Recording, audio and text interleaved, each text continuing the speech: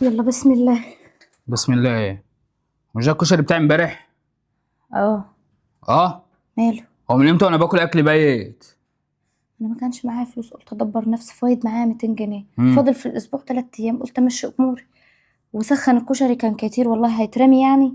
ما يترمي. من امتى وانا باكل اكل بايت؟ عرفيني. يعني يرضيك نعمة ربنا نرميها؟ مش حرام؟ معرفش. ده غيرنا مش لاقي اللقمة دي يا عبدو، في ايه؟ انا اجي كل يوم الاقي الاكل جاهز صابح مش بايت. اتصرفي. ما انا بقول لك ما كانش انا لقيت معايا 200 جنيه من مصروف البيت، وفاضل 3 ايام عما انت تقبض. والله اعلم، انت ساعات بتقبض يوم واحد في الشهر، 2 3 في الشهر. امشي اموري منين وانا ما يبقاش معايا فلوس، وانت بتاخد مواصلات معاك وانت ماشي ما 50 جنيه كل يوم. ما انا بديكي مصروف البيت بتطيري في ايه؟ يا عبدو البيت عامل زي البحر، الفلوس بتتحط فيه ما بتبانش. بغير اه. انبوبه، مصاريف الحضانه بتاع الولا، مصاريف للولا، اكل وشرب ورز بجيبه، اي حاجه. يعني انا مديكي مصروف البيت تمشي بيه الدنيا وباخد انا مواصلاتي. باخد مصروف منك عشان تمشي امور بيتك وفي الاخر تقولي لي معاياش غير 200 جنيه وفاضل 3 ايام على الاسبوع. انا ذنبي ايه؟ طب ماله الاكل؟ ما هو زي الفل اهو، قول لي بس معلش. انا ذنبي اكل اكل بايت. طب بالراحه، عشان دي نعمه ربنا، حرام.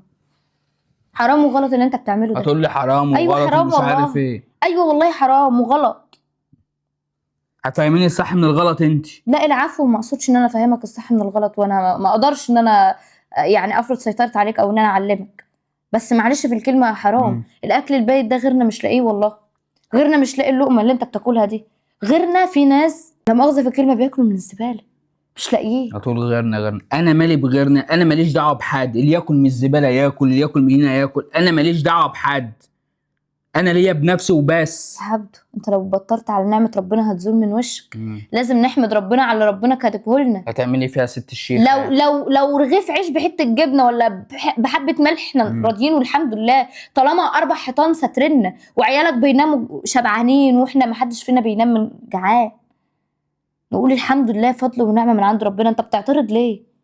انا قلت امشي اموري وبدبر امور بيتي. مم. هو انا كل يوم هعمل لك؟ اليوم اللي انا بعمل فيه فراخ او لحمه او سمك او اكله حلوه ما بتتكلمش، بتاكل وانت ساكت ومبسوط. لما انا بعمل اكله اي كلام بلاقيك بتتكلم وبتقعد تزعق. طب ليه؟ ما انا عايزه افهم برضو، معلش. امال انا مديكي فلوس ليه؟ مش عشان تجيبي لحمه وسمك وفراخ يبقوا في البيت مع هنا؟ احترامي ليك انت على دماغي، بس قبضك ما بيكفيش، مع احترامي ليك. يعني انزل اسرق يعني عشان يكفي البيت؟ انا ما قلتش تنزل تسرق، بس فضل ونعمه. ناكل ونقول الحمد لله، ما نقعدش نتبطر. ما انا اعمل ايه؟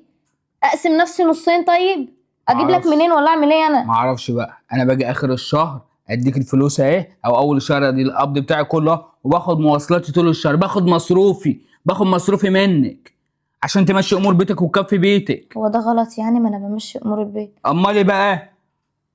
ما اكلني اكل بايت اهو. طب هتحرق دمنا على الاكل ولا هناكل؟ احرق دمكم؟ لا هناكل. احرقوا دمنا، احرقوا دم انا. مش واكل. اكلوا انتوا، اطفحوا انتوا. صعب. حول الله يا رب، لا اله الا الله. يا زين، يا محمد، يا يوسف، يلا عشان الاكل اتحط يا اولاد. استغفر الله العظيم يا رب.